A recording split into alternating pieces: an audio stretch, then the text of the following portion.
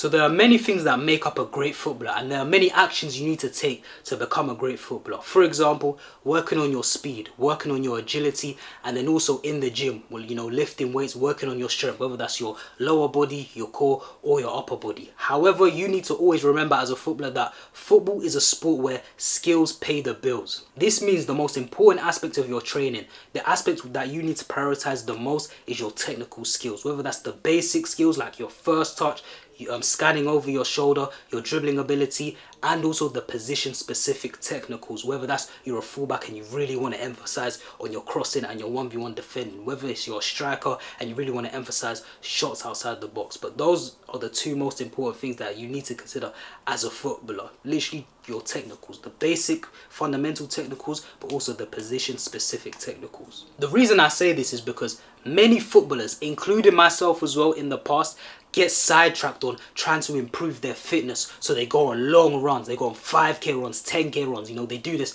3, 4, sometimes I've heard people even 5 times a week going on long runs simply because they want to improve their fitness. Or they do, they do sprint training for 4, 5 times a week because they really want to get faster. Or they'll just have a day's dedicated to just agility work 3, 4, 5 times a week. Or maybe they're a skinny footballer, they're a young footballer who wants to get stronger to adapt to the men's game, and they just spend all their time in the gym. They get obsessive with the gym and they sort of neglect the technical aspects of the game. They're in the gym, they're lifting weights 4 or 5 times a week. They're in there for an hour and a half, 2 hours. I'm saying this because I've done this myself before. And they're sort of neglecting the technicals. Whereas the most improvement you're going to make as a footballer is when the ball's at your feet, you're on the training pitch and you're really just working. You understand? You're working on those technicals because, like I said, football's a sport where skills pay the bill. So you have to be technically secure. You have to be working on those technical aspects. Me personally, I'd say dedicate at least 1 hour every single day to just going to the pitch, going to the park, going to the AstroTurf, and just working on a specific aspect of your game. Because at the end of the day, it's all about the touch. It's all about the amount of hours you get on the training pitch is obviously going to make the most difference, in my opinion. Now, obviously, you need a base level of strength and conditioning. So I'm not telling you to just forget all the other stuff and just focus on your technical work with the football. I'm not saying that at all. I'm just saying, however, if we're talking the 80-20 rule, so 20% of the work to get you 80% of the results, it's one of them ones where you should prioritize. The priority should be, as a footballer, sounds basic, playing football, working on your technicals, training. No matter what aspect of the game that is, no matter what position you play, it should always be priority the ball at your feet. It should be 6, 7 times a day, 6, 7 times a week, 1 hour every single day, if you can dedicate that. Obviously, that 6, 7 days a week thing, obviously that includes matches as well. So if you play a match on that day, that counts as one day. I'm saying, don't think that you have to go train on the same day that you play a match. That counts as you playing football. Same with team training sessions, that counts as well. But on all the other days, you should try to get at least 1 hour of just working on your technicals, no matter what it is. Because like I said, football is a sport. It's not like the NBA, it's not like the NFL where where athleticism is the key. It's all about who's the most athletic. Especially the NFL. Basketball, I'm saying, that's more skill based, but especially the NFL, it's pretty much 90% just all athleticism, being able to run, being able to hit hard. Whereas football is just much more technical game. I'm saying athleticism can get you far in football. However, if you lack technical deficiencies, if you have technical deficiencies in your game, trust me, athleticism will take you far. But there's gonna be one day where you come up against guys, you come up against ballers who are just technically so good, and they're just gonna play around you. They're just gonna run you off the football pitch. One example of this that comes to mind is Barcelona versus Real Madrid this season. You understand? Barcelona basically swept Real Madrid. They beat them 4 times. 2 of those times in convincing fashion as well. Beat them in both cup finals, twice in the league, and it's just one of them ones where you look at both Barcelona and Real Madrid. You see, you have Real Madrid on this side, athletes. I'm saying, Camavinga, Tchouameni, Valverde, Bellingham, Mbappe, Vinny, Rodrigo, you have Rudiger, you have all these athletes, you understand? And obviously you look at them line up and you're like, raw, Real Madrid can really hurt these guys. However, you look on the other side, you got all these little Barcelona La Masia players, 5'7", 5'8", 5'9", you got Pedri, you got Lamine Yamal.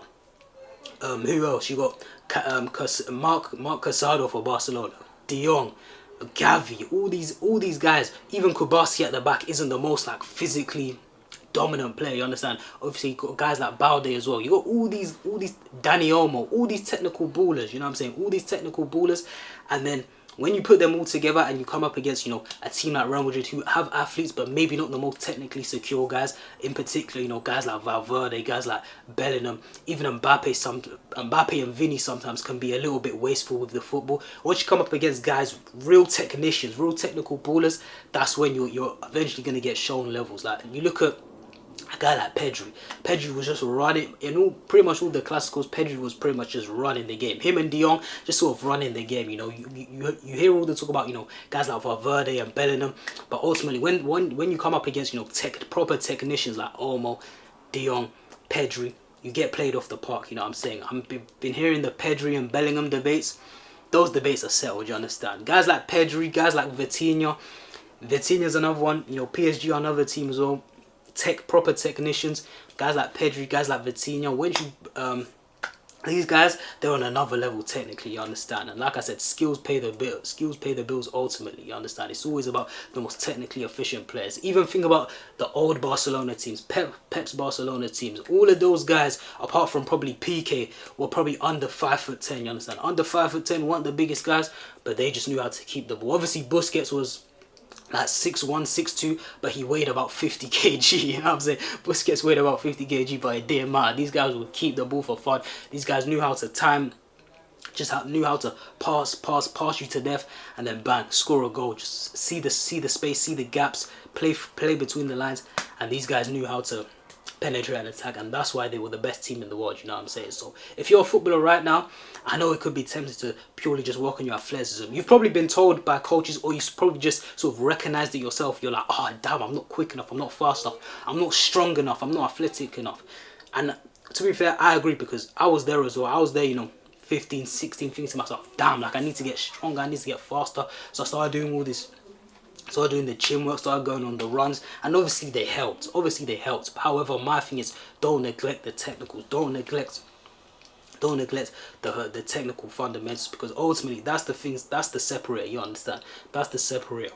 Because once you do this, you're going to start finding out certain things. Once you get your touches in on the football, it's just going to have a compounding effect. Even if you're training by yourself, you're training by yourself, you're playing with high-level players, high-level team trainings, high-level training sessions with other people outside of your team, all of a sudden, your whole technical game is going to improve, and then also your match intelligence is going to improve. It's just all going to compound. Once you actually put those hours in, it's just all going to compound. I remember, like for me personally, when I play, you know, football every single day, I'm just in one of those zones where it's just like, I'm playing every single day. Individual training sessions some days, playing with other people other days, team training sessions. When I'm just locked in and focused and I'm literally playing every day, for some reason, things just start compounding. My touch just feels right. My dribbling is just under control. Even just simple things like my awareness. I'm checking my shoulders. I'm rarely getting caught on the ball. I feel sharp out of position when I'm trying to get the ball, and that's the key. You understand? Because it's all well and good, you know, going on long runs,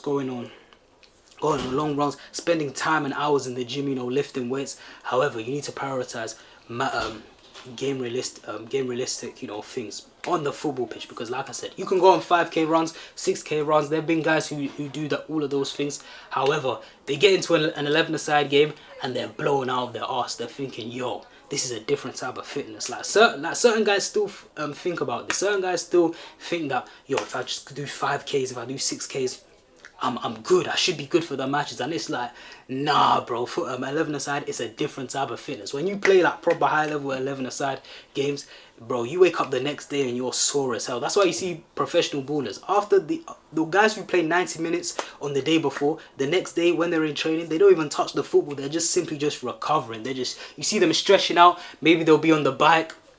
It's just a different type of fitness, you understand? But yeah, look, you can even see, you know, all the best players in the world, like guys like Bernardo Silva, like 5'8". Obviously, he needs to be in the gym sometimes because he needs to have a base level of athleticism. He needs a base. However, it's all about the technicals and the football intelligence. Those are the two keys, you know. Because obviously, it's all well and good having the technical ability, but if you don't know when to display your technical ability, it's a bit like, you know what I'm saying, you're going to lose the ball, you're going to make bad decisions. So it's basically a combination of your technical ability and then match intelligence. You look at I said before, guys like Iniesta, guys like Xavi, these aren't, you know, these aren't big imposing figures. However, they managed to get it done. All that Pep's Barcelona team, Villa, Messi, Pedro, all of these guys, you look at some of the best midfielders in the world, aren't, you know, the tallest, the biggest players. You know, guys like Thiago. You get a guy like Declan Rice. You look at Declan Rice, you're like, raw, like this guy's like a horse in midfield. You know what I'm saying? This guy can run all day. He's strong. He's big.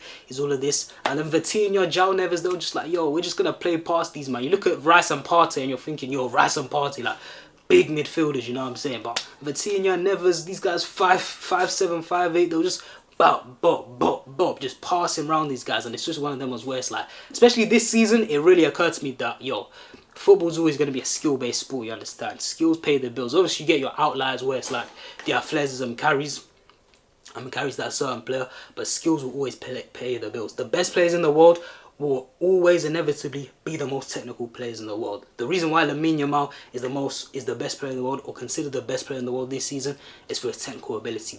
The ability to change directions with the football, the ability to make a difference with the football, to attract attention just by being on the ball. His ability to strike the football, you know, he loves that little curling shot. You know, he cuts in on the right and then he curls it to the far left corner. He loves that shot, but it's always going to be the players who have an impact on the football. You look at Messi, guy will be walking around, just scanning, just looking around. As soon as he touches the ball, it's like bang. Same with guys like Yaya Toure. You know, he'd be scanning, he'll be in and out the game. As soon as he gets the ball, it's just bang, he's off. You know what I'm saying? And obviously Yaya Toure had the athleticism as well, but don't doubt his technical ability as well. Mostly it's the technical ability, because anyone can be a big lad and run with the ball, but his ability to change direction at that size, his first touch, his passing range, his shooting, it was crazy, innit? Same with Paul Pogba. A lot of people, when they think of Paul Pogba, it's like, oh yeah, Pogba, you know, he's big, he's athletic, he's big, he's athletic, he's this, he's that, he's got great running power. However, people underrate Pogba's technical ability. The reason that Pogba was special wasn't simply because he was 6'3", he's big and he could cover ground. Now, that wasn't Pogba. It's because he had the craziest first touch, craziest passing range. Obviously Pogba could score screamers outside the box. It was that technical ability. That's what makes, you know, even the big guys, that's what separates, you know, a guy like Declan Rice, who's sort of has the same build as a Paul Pogba. That sort of separates the guys like Declan Rice to like the Paul Pogbas, the Yaya Toures, the Patrick Vieiras. Like, these guys are serious technicians. Even at that size, they're serious technicians. So when you blend that athleticism and you have the technical ability, it's like, yo, you basically get like Paul Pogba, Yaya Toure level ability, and that's a dangerous combination. So as a footballer, just always prioritize, like I said, always just prioritize on the training pitch with the ball at your feet. You know, it doesn't have to be intense every single individual session. I'd say if you're doing maybe like 3 individual training sessions a week, do 1 really intense session, 1 medium intensity session, and then 1 low intensity session. You understand? And then if you want to work on, let's say you're in a period where you want to work on your speed and you want to do like sprint training, do it twice a week. You know what I'm saying? Twice a week, calm. Let's say you're in a period where you really want to increase your base fitness. You feel like your overall fitness isn't good enough and you want to go on 5k runs. Hey, you simply just do that twice a week. You understand? You can do that twice a week. Don't start doing it 4, 5 times a week and then you tire yourself out and now you're sort of neglecting your technical work as well. You understand? So hey, as a footballer, it sounds self-explanatory when you really think about it. It's like I'm basically just telling you, if you want to be a better footballer, play football. However, a lot of footballers, like I said at the start, they do get sidetracked by wanting to increase their strength, athleticism, or just other things in general. You know what I'm saying? They get sidetracked in wanting to be a better athlete, which I understand. I was there. However, just make sure you can still do that, obviously, but just make sure you don't neglect the most important part, is your technical ability, what you can do with the football at your feet, and obviously what you can do off the ball in terms of your match intelligence, what movements you can make to eventually receive the ball. So that's the video for today. I hope you enjoyed. Let me know what other video you want to see in the comment section below. Hope you enjoyed. I've been JT and I'm out.